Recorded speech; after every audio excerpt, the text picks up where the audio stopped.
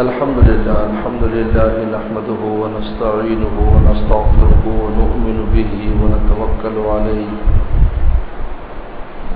ونعوذ بالله من شرور أنفسنا ومن سيئات أعمالنا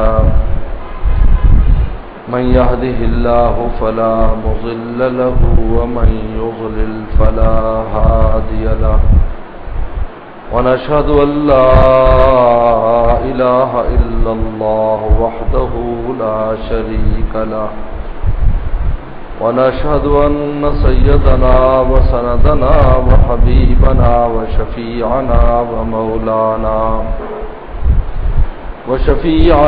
ومولانا محمدا عبده ورسوله صلى الله تعالى عليه وعلى آله وأصحابه وبارك وسلم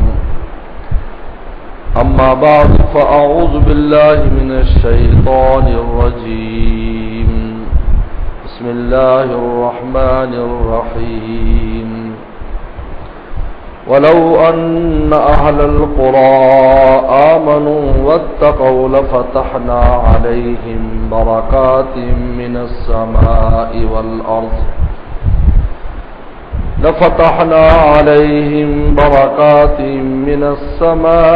والأرض ولكن كذبوا فأخذناهم بما كانوا يكسبون. قال النبي صلى الله عليه وسلم نادى مناد في رمضان يا باغي الخير أقبل ويا باغي الشر أقصر أو كما قال عليه الصلاة والسلام. صدق الله وصدق رسوله النبي الكريم. اللہ تعالیٰ ارشاد فرماتے ہیں کہ اگر بستیوں والے زمین والے دو کام کر لیتے تو ہم زمین آسمان کی برکتوں کے دروازے کھول دیتے.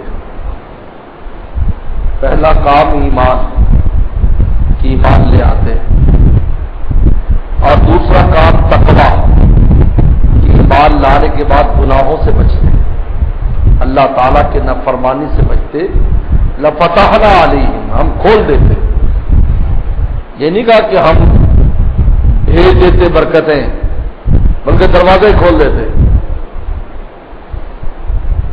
جس طرح دریاؤں کے ہیڈ کا دروازہ جب کھولا جاتا ہے تو پانی کس قدر آتا ہے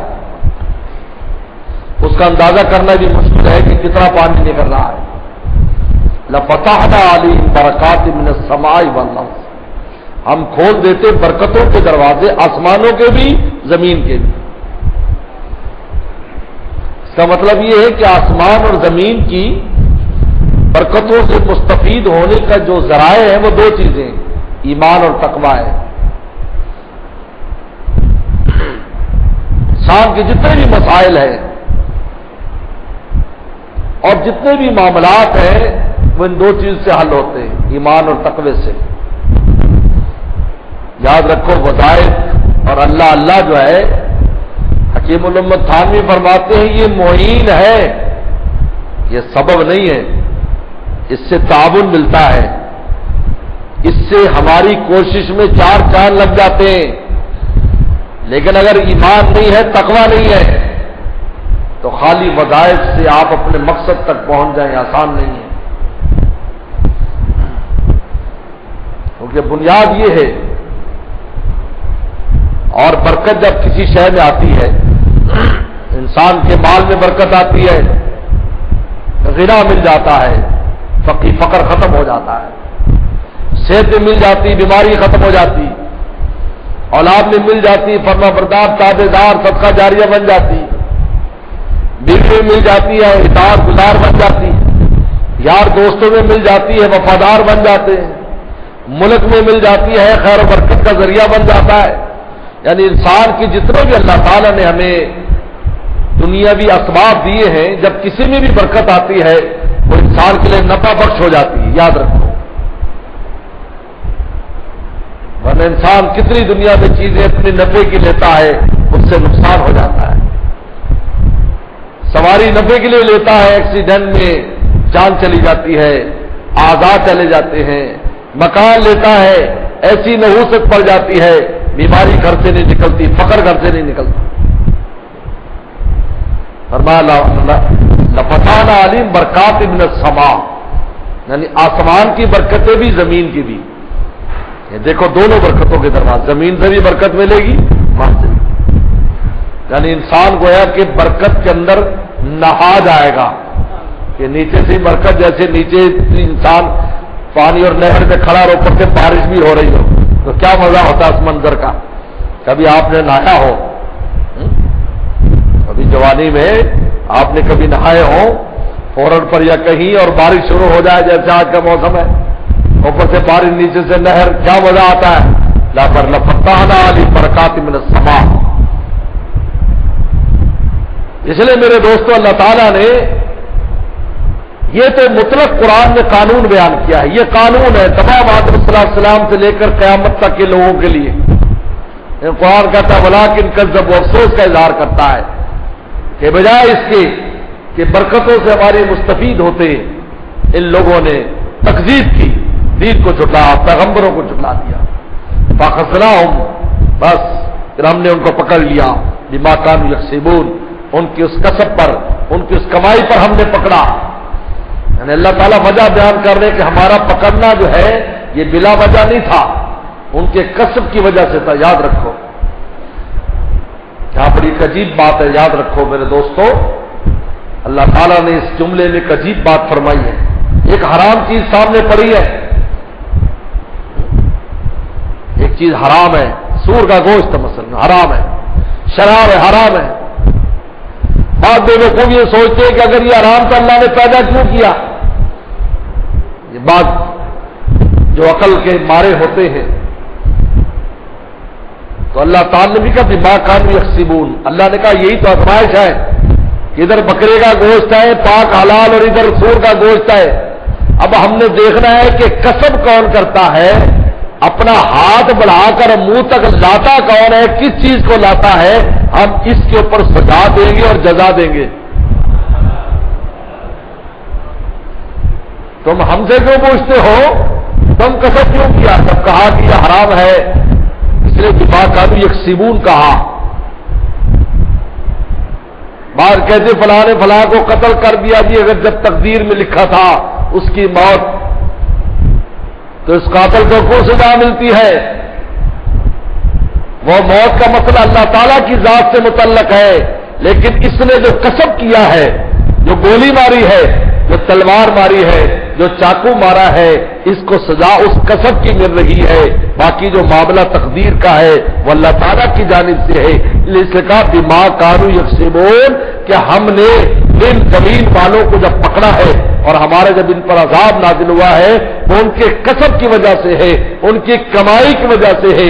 اس بات پر نہیں کہ ہم نے اس کو حلال اس کو حرام کیا تم اس پر اعتراض اٹھاؤ، ہم تو تم سے پوچھتے ہیں کہ جب ہم نے تمہیں منع کیا تھا تو تم نے اس کے خلاف کیوں کیا؟ یہ ماں کا، اس لیے انسان کو جو سزا ملتی ہے یہ کسب پر ملتی ہے، یہ بہت اہم بات ہے۔ کبھی آپ کو اشکال نہیں ہوگا جو اس نے یہ حرکت کی اس کو اس کی حرکت پر مل رہی ہے، تو اس نے یہ حرکت کیوں کی، کسب کیوں کیا، ہاتھ کیوں بڑھایا؟ حرام چیز آ رہی، رشوت حرام آ رہی ہے، اس کو کوئی پیشکش کر رہا ہے کہ میں تم مجھ سے رشوت لے لو۔ اگر یہ جم جاتا ہے کہ میں نے رشوت نہیں لینی، اس کے لیے برکت کا دروازہ کھل جاتا ہے، اور اگر یہ لے لیتا ہے تو اب بتائیے کہ اس نے وہ جو رزق تھا حلال آنے والا، اس حلال کو اس نے اپنے کسب سے حرام کر دیا۔ یہ نہ لیتا اللہ اسی کو اگر اس کی قسمت میں تھا حلال طریقے پر عطا فرما دیتے۔ بما کانوا یکسبون۔ تو میرے دوستو یہ قانون تو اللہ تعالی نے پورے عالم کے لیے بنایا کہ ایمان اور تقوی پر ہماری برکات سے تم مستفید ہو سکتے ہو، لیکن اس امت کے ساتھ چونکہ اللہ تعالیٰ کا خاص معاملہ ہے، اس لیے اللہ تعالیٰ نے ہمیں ایک زمانہ ایسا دے دیا ہے جس زمانے میں ہم میں ایمان اور تقوی آ جاتا ہے، اور رمضان کا مہینہ ہے۔ ایمان اللہ نے دیا ہے تقویٰ، گناہ چھوٹ جاتے ہیں، مبارک مہینے میں گناہ چھوٹ جاتے ہیں. یعنی گناہ، ہم گناہ نہیں چھوڑتے لیکن گناہ ہمیں چھوڑ کے چلا جاتا ہے، کیونکہ اسباب گناہ نہیں رہتے. شیطان ویسے بند ہو گیا اور نفس ویسے کمزور ہو گیا. نفس کو دو چیزیں کمزور کرتی ہیں میرے دوستوں، بھوک جو روزہ کرواتا ہے، اور رات کا جاگنا جو قرآن کرواتا ہے. انسان کو بھوک لگی ہو، نفس کبھی گناہ کا تقاضا نہیں کرے گا. انسان کو نیند کا تقاضا ہو، نفس کبھی گناہ کا تقاضا نہیں کرے گا. اسی وجہ سے یہ دونوں سفارشی بنے گے قیامت کے دن. اللہ روزہ کہے گا اللہ میں نے دن کو اس کو بھوکا پیاسا رکھا، قرآن کہے گا اللہ میں نے اس کو رات کو جگائے رکھا. اللہ فرمائے گے تم دونوں میرے دوست ہو، میں تم دونوں کی سفارش قبول کرتا ہوں، تم اس کو اپنے ساتھ جنت میں لے جاؤ. اس لیے پیغمبر سلام نے ارشاد فرمایا، فرشتہ آواز لگاتا ہے رمضان کے مہینے میں، یا باغی الخیر اقبل، اے خیر کو طلب کرنے والے آگے بڑھ، یہ تیرا موسم ہے، تیرے آگے بڑھنے کا زمانہ ہے، تو جہاں تک جا سکتا ہے چلا جا. اس لیے کمزور ہمتیں نہیں دکھانی چاہیے، کمزور ہمتیں نہیں دکھانی چاہیے. ہم بڑے کمزور ہمت ہیں، 2-4 آیتیں 10 آیتیں کہ رکوع پڑھ کے ہم نے تلاوت کر لی. امام شافعی فرماتے ہیں شاید ہی کوئی رمضان گزرا ہو میں نے 7 قرآن نہ پڑھے. تو 7 کا مطلب ہے کہ دونوں 2 قرآن. حضرت بن نوری رحمۃ اللہ علیہ کے پاس ایک قاری صاحب آئے، رمضان میں تراویح کے بعد ملنے کے لیے آئے. چائے پانی ہو گئی، ان کا قاری صاحب قرآن بڑا پیارا پڑھ گیا. قاری صاحب ایسے ہی بیٹھے ہیں، چلو قرآن سے شغل ہو جائے، آپ آگے کھڑے ہو میں پیچھے کھڑا ہو جاتا ہوں. بس قرآن شروع کر دیا. سحری کے ٹائم بناس پر بریک لگائی، 2 رکعت میں پورا قرآن سنا دیا انہوں نے. یا باغی الخیر، اے خیر کو طلب کرنے والے آگے بڑھ، یعنی جہاں تک تو جا سکتا ہے چلا جا، کوئی رکاوٹ نہیں ہے، جتنی ترقی کر سکتے ہو. جس طرح کاروبار کا سیزن ہوتا ہے تو اس وقت دکاندار بس نہیں بھرتا، رات 3-3 بجے تک 4-4 بجے تک بھی جاگے گا، کہے گا جناب یہ موسم ہے. اب اسے کہا کہ یار اسے حرمین شریفین میں انہیں کہو کہ بھائی آپ سو جائیں، آپ ساری رات دن صبح دکان پر ہے. انہوں نے کہا حضرت صاحب یہ 2 مہینے کا سیزن ہے، جتنا کمایا جا سکتا ہے کماؤ. اللہ بھی فرماتے ہیں دیکھو یہ رمضان آخرت کے بنانے کا مہینہ ہے، لہذا جتنا کما سکتے کماؤ، تھوڑے پر بس نہ کرو. یا باغی الخیر اقبل یا باغی الشر اقصر، اے شر کو طلب کرنے والے رک جا، تیرا سیزن نہیں ہے، تیرا موسم نہیں. یہی وجہ ہے کیونکہ اس مبارک مہینے میں ایمان والوں میں تقویٰ آ جاتا ہے، کیونکہ لعلکم تتقون قرآن نے خود کہا ہے کہ روزے کا اثر کیا ہے، تم میں تقویٰ آ جائے گا، تمہارے گناہ چھوڑ جائیں گے. اللہ کہ کسی کو بڑی سخت گندی عادت پڑی ہو، اللہ معاف فرمائے، تو وہ تو جہنم کی آگ ہی چھڑا سکتی ہے، ورنہ عام طور پر گناہ چھوڑ جاتے ہیں. آنکھوں میں حیا آ جاتی ہے، کان سے غلط بات نہیں سنتا، زبان سے غلط بات نہیں کہتا، غلط مجالس میں نہیں بیٹھتا، بہت سی چیزوں میں دوسروں سے مختلف ہو جاتا ہے. اس لیے اس کو اس پر شیطان ایک عجیب وسوسہ ڈالتا ہے، کہتے یار 11 مہینے میں تو نیک نہیں بنا، اسے 1 مہینے میں تیرے نیک بننے سے کیا ہوگا. یاد رکھو یہ نفس کا اور شیطان کا وسوسہ ہے، انسان کے اندر ڈالتا ہے تاکہ اس موسم سے فائدہ نہ اٹھا سکے. یہ ایسی ہے، یہ ایسی ہے کہ ایک آدمی فروٹ کم کھاتا ہو اور آم کا موسم آ جائے اور ڈاکٹر بھی کہے بھی خوب آم کھاؤ، موسم بھی ہے، وہ کہا جی پورے سال تو پھل نہیں کھائے، اب میں کیا کھاؤں. تو اس کی بات کو قبول کرے گا، کہہ کہ بیوقوف پاگل تب پہلے نہیں کھایا، اب تو کھایا، اب تو موسم آیا ہوا ہے. اللہ تعالیٰ فرماتے یہ نہ سمجھنا اگر 11 مہینے میں ہم سے کچھ نہیں ہوا کوئی بات نہیں، بلکہ 11 مہینوں کی تلافی اس 1 مہینے میں تم کر سکتے ہو. تم اس 1 مہینے میں ذرا 2 قرب حاصل کر سکتے ہو جو پوری زندگی تم حاصل نہیں کر سکے. اس 1 مہینے میں تم کوشش کر کے دیکھو اور اس کو زندگی کا آخری رمضان سمجھ کر دیکھو کہ یار پتہ نہیں دوبارہ مجھے رمضان ملتا ہے یا نہیں. اس کے لیے تم اپنی انتہائی کوشش کرو اور قرب کے اعلیٰ سے اعلیٰ درجات پہ پہنچ جاؤ.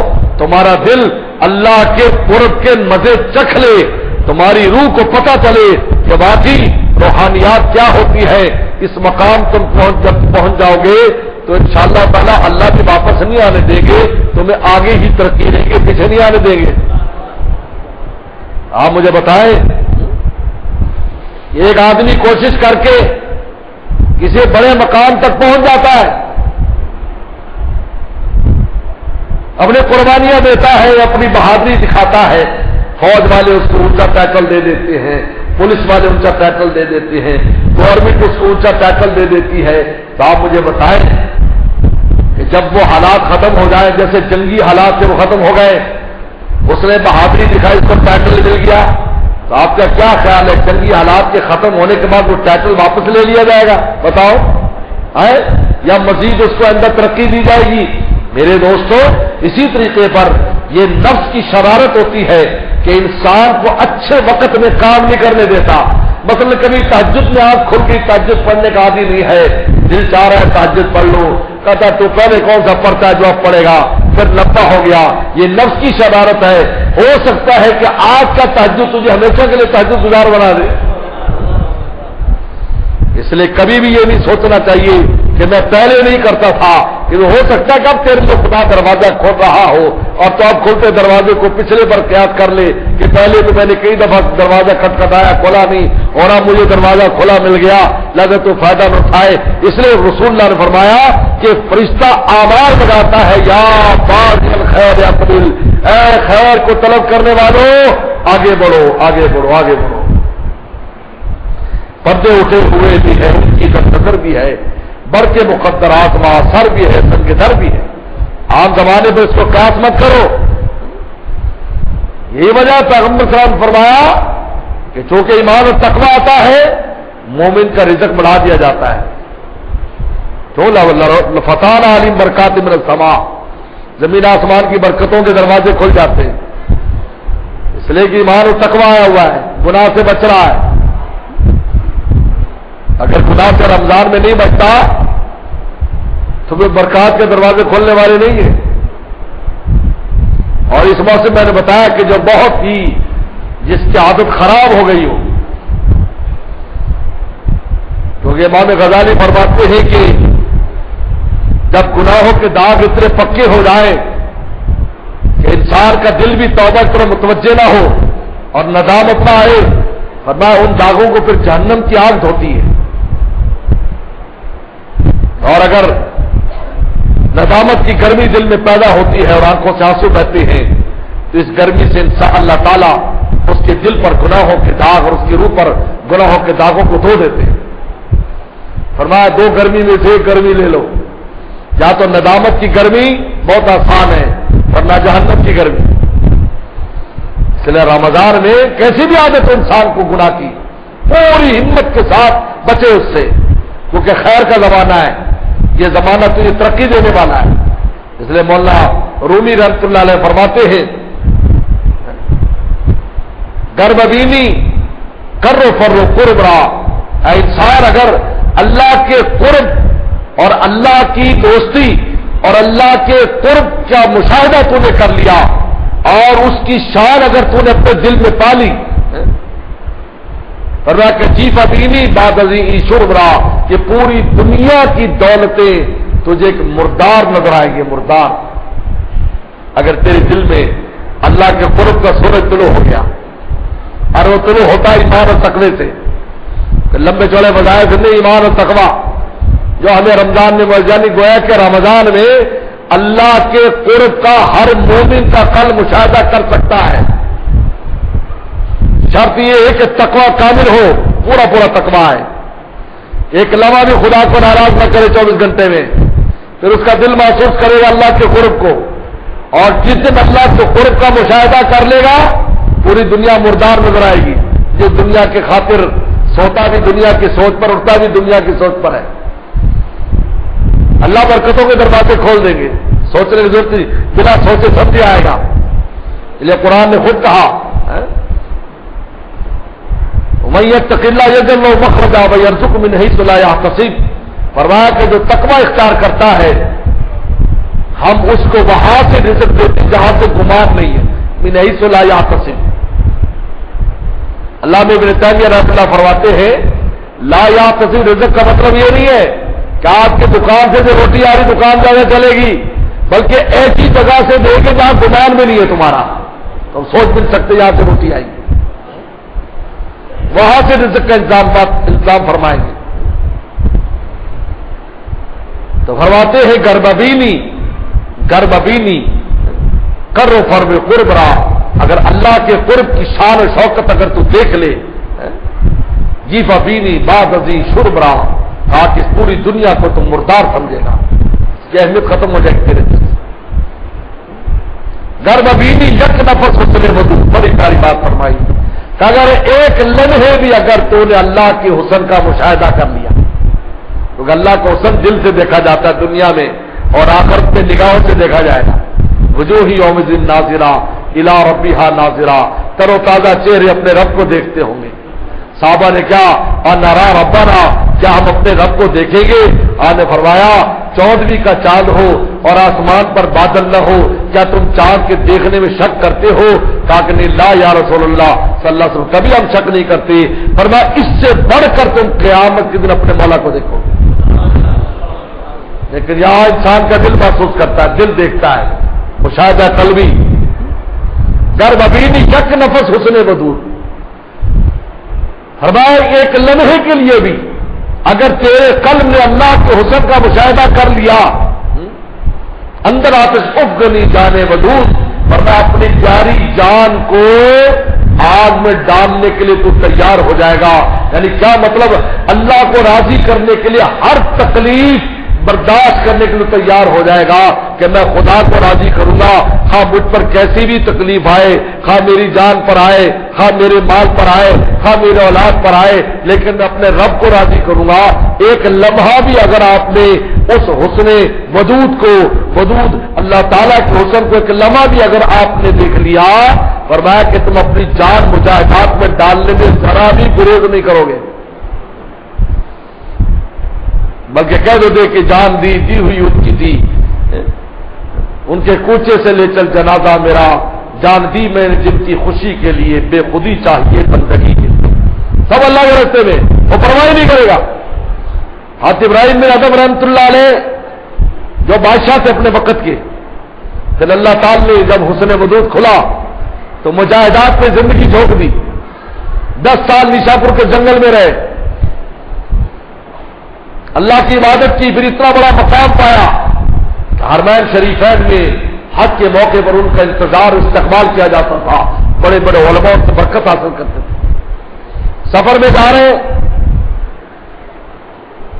اور فاقہ آ گیا، ایک ساتھی بھی ساتھ ہے،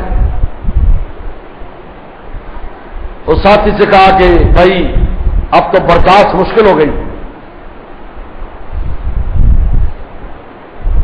اللہ سے دعا بھی کرتے ہیں اور جاؤ کسی سے ایک دانق یعنی ایک آنا کسی سے قرض پکڑ لو، جب پیسے آئیں گے تو ہم ان کو دے دیں گے اور اس ایک آنے کی روٹی لے آؤ. پہلے زمانے میں روٹی کے لیے سالن ضروری نہیں سمجھا جاتا تھا، یاد رکھو، اس لیے کہتے کسی کے پاس روٹی ہو اور سالن نہ ہو تو روٹی کھانے والا ہی کہلاتا ہے، کیونکہ روٹی جو کسی طرح بھی کھائی جا سکتی، چائے کے ساتھ بھی، پانی میں ڈبو کے بھی کھا سکتے. تو انہوں نے روٹی لے آؤ. خیر وہ گیا، وہ تو کچھ علاقے کا تھا، حضرت تو وہاں کے نہیں تھے، حضرت مسافر تھے، لیکن حضرت کا معتقد تھا. انہیں ایک آنا کسی سے قرض لیا اور روٹی خرید کر جا رہا تھا تو ایک آواز لگانے والا آواز لگا رہا ہے، اور ہے کوئی ابراہیم بن ادم کو جاننے والا؟ ہے کوئی ابراہیم بن ادم کو جاننے والا؟ تو اس کے ارکان کھڑے ہوئے اور اس کے پاس گیا، بھائی کیا بات ہے؟ انہوں نے کہا ابراہیم بن ادم کو ملنا ہے. ان کا میرے ساتھ آؤ. اس کا ایک خچر تھا، خچر پر سامان لگا ہوا ہے، ابراہیم بن ادم سے ملے اور وہ پہچان بھی گئے. کہا کہ میں تیرے ابا کا غلام ہوں. کہا مجھے معلوم، میں پہچان گیا. کہا تیرے جانے کے بعد وراثت بنی، تیرے باپ کی وراثت تقسیم ہوئی، ان میں 30,000 دینار سونے کی دینار تیرے حصے جائے، میں یہ لے کر گھومتا پھرتا ہوں ان جگہوں پر جہاں تیرا پتہ مل سکتا تھا، یہ 30,000 دینار تیرے لیے آئے ہیں، یہ اپنے وراثت قابو کر۔ تو نے کہا کہ تو بھی اللہ کے لیے آزاد ہے اور یہ پیسے بھی تیرے، اور بعد میں رونے کے اللہ میں نے تو روٹی مانگی تھی، تو نے پوری دنیا ہی میرے اوپر بہا دی۔ اللہ مجھے اتنی دنیا نہیں چاہیے، یہ مخل ہو جائے گی تیرے میرے درمیان۔ یک ببینی گر ببینی یک نفس حسن ودود، اگر اس ودود کو حسن ایک لمحے کے لیے ہم پر کھل جائے، اندر آتش افغنی جانے ودود۔ آپ مجھے بتائے آج ہمیں حرام کا چھوڑنا مشکل، وہ حرام آ رہا ہے کاروبار میں، حرام پتہ ہے حرام ہے لیکن نہیں چھوڑنا چاہتا کیونکہ کاروبار میرا کمزور ہو جائے گا، رشوت نہیں چھوڑنا چاہتا، میرے گھر کا معاملہ کیسے چلے گا؟ میرے دوستوں یہاں تو جب اللہ کو سن کھل جاتا ہے حلال کو بھی چھوڑنے کے لیے تیار ہو جاتے ہیں، تو میرے دوستوں حرام کیسے نہیں چھوڑے گا؟ لیکن یہ مبارک مہینہ وہ مہینہ ہے اگر واقعی تقوی کے ساتھ ہم نے اس مہینے کو گزارا، ہمارا قلب حسن وجود کا ضرور مشاہدہ کرے گا، اور پھر ہماری پوری زندگی اللہ کے لیے مجاہدہ کرنے میں کوئی تکلف اور تکلیف ہی محسوس نہیں کرے گی۔ اس لیے وہ لکھا ہے نا واقعہ کہ جب مجنو کو کوڑے لگ رہے تھے، کوڑے تو 99 کوڑوں پر کوئی آواز نہیں نکالی، 100واں کوڑا لگا تو چیخ ماری۔ اس نے کہا کہ یہ کیا بات ہے، 99 پر نہیں بولا، ایک پر بولا، کہا کہ 99 میں تو دور چھپ کر مجھے لیلا دیکھ رہی تھی تو مجھے اس کی وجہ سے تکلیف کا احساس نہیں تھا، 99 کوڑے پر وہ ہٹ گئی تو مجھے تکلیف کا احساس ہوا۔ میرے دوستو آج ہمیں جو اللہ کے لیے کچھ مجاہدہ کرنا مشکل ہو رہا ہوتا ہے اس لیے کہ حسن وجود ہم پر کھلا نہیں ہے، اگر حسن وجود کھلا ہوتا تو اپنی جان بھی قربان کر دیتے۔ اس لیے اس مبارک مہینے میں میرے دوستو کوشش کریں کہ اس مبارک مہینے میں گناہ سے بچے، اول نمبر یہ گناہ سے بچے، ایک لمحہ بھی گناہ نہ کریں۔ نمبر 2 قرآن مجید کے ساتھ تعلق کو بڑھائیں، یہ قرآن کا موسم ہے، قرآن کا سیزن ہے، زیادہ سے زیادہ تلاوت قرآن کریں۔ نمبر 3 کلمہ طیبہ کی کثرت کریں، جیسا کہ حدیث میں آتا ہے کیونکہ کلمہ طیبہ کی کثرت سے توحید بڑھتی جاتی ہے، اور جب توحید بڑھتی جاتی ہے تو تعلق میں اللہ بڑھتا جاتا ہے۔ اور نمبر 4 استغفار کی کثرت کریں کہ اللہ سب کچھ کر کے بھی، گناہوں سے بچ کے بھی ہم سے کمیاں ہو رہی ہیں تو میں معاف کر دے۔ حدیث شریف میں آتا ہے کثرت سے استغفار کر اس موسم میں، رمضان کے مہینے میں۔ اور 2 دعا مانگنے کا حکم ہے، جنت، اللہ سے جنت مانگے اور دوزخ سے پناہ مانگے، اور صدقہ کرنے کا حکم ہے، فرمایا کہ افضل الصدقۃ صدقۃ فی رمضان، افضل صدقہ وہ ہے جو رمضان میں ہو۔